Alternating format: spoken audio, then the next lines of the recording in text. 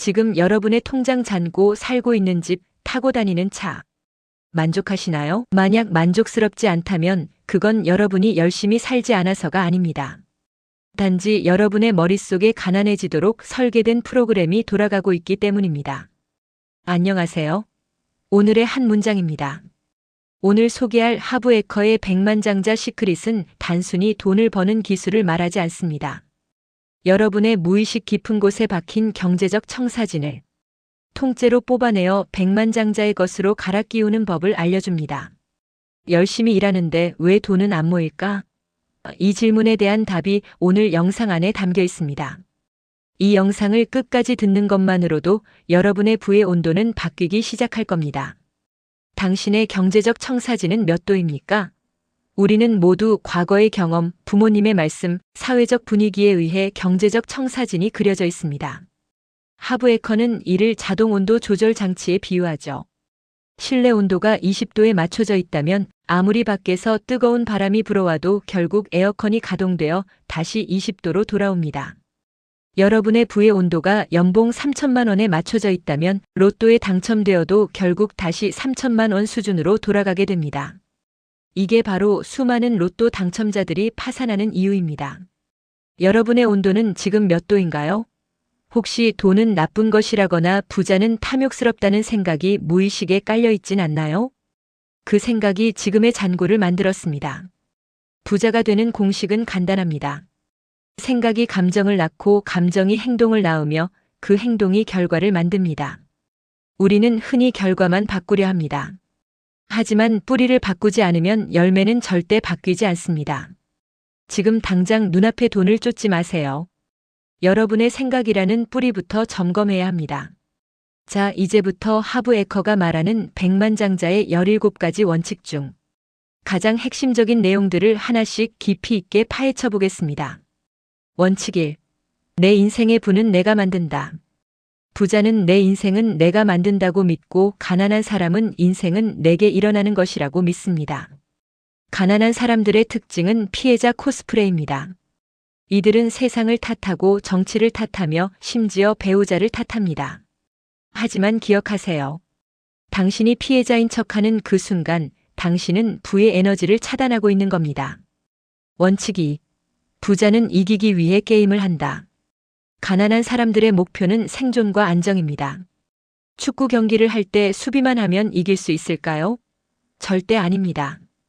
부자들은 자산의 증식을 위해 공격적으로 움직이지만 가난한 사람들은 그저 청구서를 막기에 급급합니다. 당신의 목표가 안락함이라면 결코 부유함에 도달할 수 없습니다. 원칙 3. 부자는 부를 간절히 원한다. 가난한 사람들은 부자가 되고 싶다고 말하면서도 무의식 속에서는 부를 거부합니다. 세금 많이 내면 어떡해? 사람들이 나를 돈만 아는 사람으로 보면? 이런 혼란스러운 메시지를 우주에 보내기 때문에 아무 일도 일어나지 않는 겁니다. 부자는 헌신합니다. 될 때까지 무슨 일이 있어도 하겠다는 결단이 그들을 만듭니다. 여러분은 지금 헌신하고 있나요? 아니면 그저 바라고 있나요? 이 질문에 솔직해지는 순간 변화는 시작됩니다. 원칙 4. 부자는 크게 생각한다. 당신의 수입은 당신이 시장에 전달하는 가치에 비례합니다. 혼자서 10명에게 도움을 주는 사람과 시스템을 통해 10,000명에게 도움을 주는 사람 중 누가 더 큰 부를 거머쥘까요? 당신의 재능을 세상에 더 넓게 펼치십시오. 크게 생각하는 자가 큰 결실을 맺습니다. 원칙 5. 부자는 기회에 집중한다. 가난한 사람들은 장애물을 봅니다. 안 되면 어떡하지? 라며 리스크만 계산하다가 기차를 놓칩니다. 반면 부자들은 보상을 봅니다. 그들은 준비, 발사, 조준의 원칙을 따릅니다. 일단 시작하고 가면서 수정하는 것이죠. 완벽한 기회란 세상에 없습니다. 원칙 6. 부자는 성공한 사람을 찬양한다.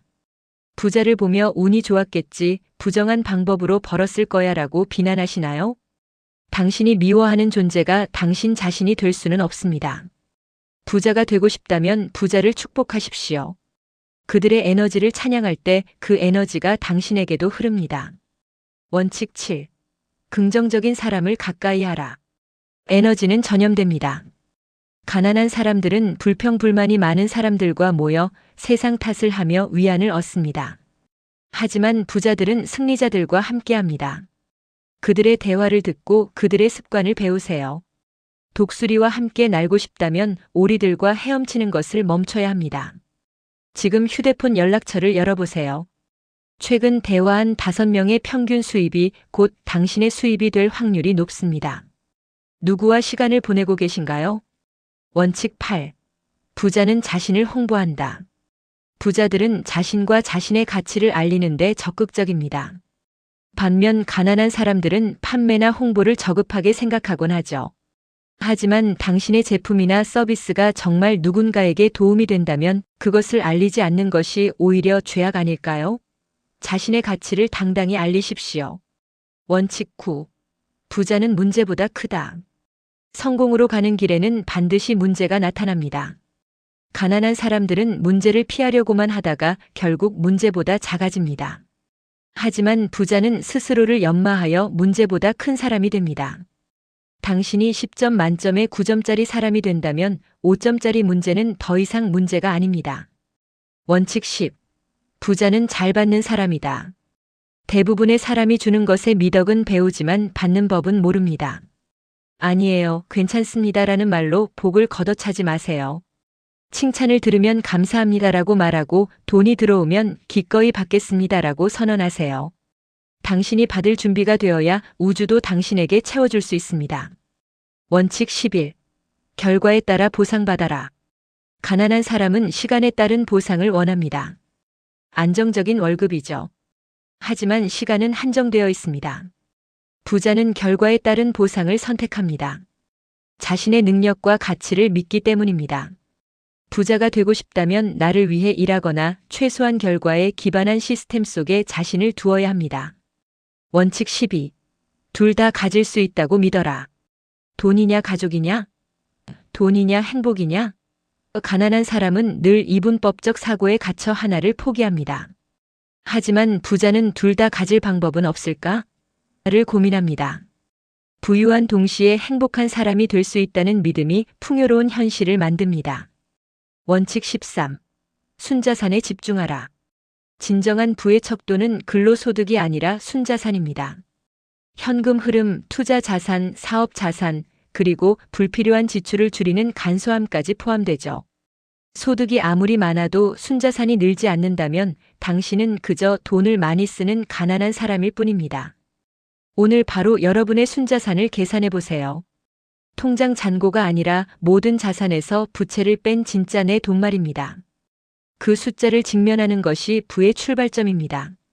원칙 14. 돈 관리에 능숙해져라. 돈이 많아지면 관리할게요라고요? 틀렸습니다. 돈을 관리하기 시작해야 돈이 많아지는 것입니다. 적은 금액이라도 목적에 맞게 나누는 습관이 필요합니다. 경제적 자유 통장, 교육 통장, 즐거움 통장. 당신의 돈에 이름표를 붙여주세요. 원칙 15. 돈이 나를 위해 일하게 하라. 부자는 돈을 벌어 자산을 사고 그 자산이 다시 돈을 벌게 합니다. 가난한 사람은 돈을 벌어 지출을 늘리고 다시 그 돈을 벌기 위해 평생 일하죠. 노동소득을 비노동 소득 패시브 인컴으로 전환하는 시스템을 구축하는 데 온 힘을 쏟으세요. 원칙 16. 두려움에도 불구하고 행동하라. 부자라고 두려움이 없을까요? 아닙니다. 그들도 두렵습니다. 다만 그럼에도 불구하고 행동할 뿐입니다. 가난한 사람은 두려움이 사라질 때까지 기다리다가 결국 아무것도 하지 못합니다. 행동만이 당신의 생각과 현실을 연결하는 유일한 다리입니다. 원칙 17. 끊임없이 배우고 성장하라. 가난한 사람은 이미 다 안다고 말하며 배우기를 멈춥니다. 하지만 부자는 내가 모르는 것이 아직 많다고 믿으며 매달 수입의 일부를 교육에 투자합니다. 세상은 변합니다. 당신이 성장하기를 멈추는 순간 당신의 부도 멈춥니다. 자, 17가지 원칙을 모두 들으셨습니다. 이 중 여러분의 마음을 가장 아프게 찌른 원칙은 무엇인가요? 바로 그 지점이 여러분의 경제적 청사진이 고장난 곳입니다. 오늘 밤 그 원칙들을 다시 한번 되새기며 여러분의 무의식을 새롭게 프로그래밍 하시길 바랍니다.